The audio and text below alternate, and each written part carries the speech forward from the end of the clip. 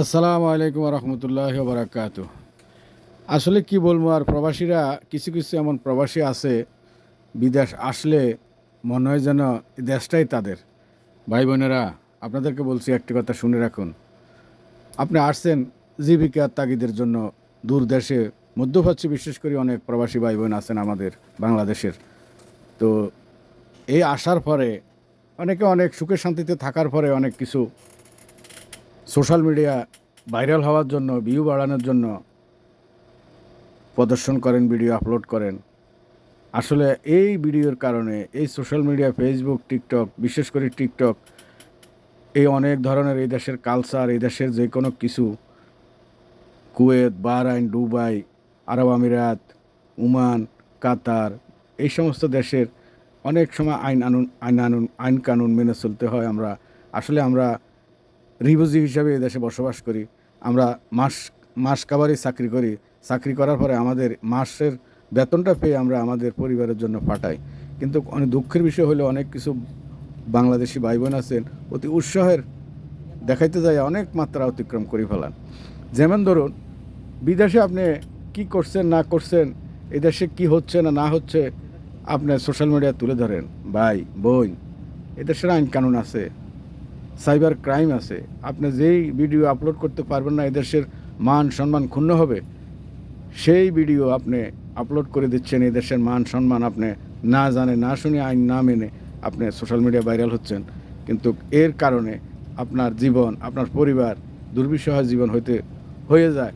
অনেক প্রবাসী ভাই বোন আছেন এই সাইবার ক্রাইমের কারণে জেল খাটছেন, অনেকের দেশে ডিপোর্ট করে দিয়েছেন আজীবনের জন্য। সুতরাং আপনারা যে দেশে থাকেন, মধ্যপ্রাচ্যের কিছু আইন আছে সোশ্যাল মিডিয়া এই দেশের, যেমন ধরুন সতর্কবার্তা, মধ্যপ্রাচ্য প্রবাসীদের সোশ্যাল মিডিয়া ব্যবহারের সাবধানতার সম্পত্তি কুয়েতে অশ্লীল ভিডিও প্রচারের দায়ে বেশ কয়েকজন অভিবাসীকে গ্রেপ্তার করা হয়েছে। এই ঘটনাটি মধ্যপ্রাচ্যের বসবাসরত প্রবাসী বাংলাদেশি ভাই ও বোনদের জন্য একটি বড় সতর্ক সংকেত। যেমন ধরুন কোন কোন দেশ: সৌদি আরব, সংযুক্ত আরব আমিরাত, কুয়েত, কাতার, বাহরাইন, ওমান, অর্থাৎ এই মধ্যপ্রাচ্যের দেশগুলোর সামাজিক ও ধর্মীয় রীতির বিষয়ে অত্যন্ত সংবেদনশীল এ দেশের আইন কানুনে। এইসব দেশের স্থানীয় সংস্কৃতি হেয় করে কোনো ভিডিও প্রকাশ করলে কঠোর শাস্তির আওতায় আনা হয়। সৌদি আরব নিয়োগকর্তা কফিল বাড়ির নারী সদস্যদের অনুমতি ছাড়া ভিডিও ধারণ করা। অতীতে অনেক বাংলাদেশি জেল খাটছেন, এমনকি নিয়োগকর্তার অবমাননা করায় অনেকে সরাসরি ডিফোর্ট বা আজীবনের জন্য বহিষ্কার করা হয়েছে, দেশে পাঠাই দিয়েছেন। সংযুক্ত আরব আমিরাতের সেম ঘটনা। প্রকাশ্য স্থানে অশ্লীল ভিডিও বা টিকটক তৈরির অপরাধে সাইবার আইনে প্রবাসীদের বড় অঙ্কের জরিমানা ও কারাদণ্ড। বিশেষ করে সরকারি স্থাপনা বা স্থানীয়দের ব্যক্তিগত তথ্য ভিডিও ধারণ সেখানে গুরুত্ব অপরাধ। প্রবাস জীবনে অনাকাঙ্ক্ষিত বিপদে এড়াতে নিচের অনেকগুলো মনে করেন যে আইন দেওয়া হয়েছে। যেমন ধরুন, নিয়োগকর্তা বা কফিলের পরিবারের নারী সদস্য শিশুদের ভিডিও থেকে বিরত থাকা, ফেসবুকে বা সোশ্যাল মিডিয়া আপলোড করা থেকে বিরত। রাস্তাঘাটে বা শপিং মলে স্থানীয় নারীদের ছবি বা ভিডিও ধারণ করবেন না কখনোই। রাজপ্রাসাদ, সরকারি অফিস, সামরিক এলাকা, চেকপোস্ট বা পুলিশ কার্যক্রমের ভিডিও করা থেকে বিরত থাকবেন অবশ্যই। কর্মস্থলে যেখানে আপনি কাজ করেন, কর্মস্থল কিংবা অন্যের ব্যক্তিগত মুহূর্তের ভিডিও না বুঝে সোশ্যাল মিডিয়া আপলোড করবেন না। রাস্তায় কোনো দুর্ঘটনা বা অগ্নিকাণ্ডের ভিডিও, গাড়ি ঘোড়া অ্যাক্সিডেন্ট হলে ধারণ করে অনুমতি ছাড়া শেয়ার করবেন না ফেসবুকে বা সোশ্যাল মিডিয়া। অনেক দেশে এটি দণ্ডনীয় অপরাধ। নিয়োগকর্তা বা স্থানীয় সরকার সম্পর্কে নেতিবাচক মন্তব্য করে ভিডিও প্রকাশ করবেন না। মনে রাখবেন, মধ্যপ্রাচ্যের দেশগুলো সাইবার আইনের বিষয়ে জিরো টলারেন্স নীতি অনুসরণ করে। আপনার একটি মুহূর্তের অসতর্কতা বা স্লেভ বিনোদনের উদ্দেশ্য করা ভিডিও আপনার দীর্ঘদিনের স্বপ্ন বা প্রবাস জীবনকে ধ্বংস করে দিতে পারে। আপনার পরিবারকে এবং আপনাকে।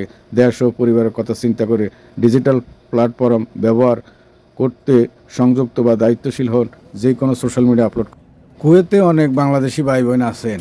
কুয়েতে দিনার দেখায় মোবাইলে, ফেসবুকে, টিকটকে দিনারের ছবি, দিনার দিয়ে কি হয়।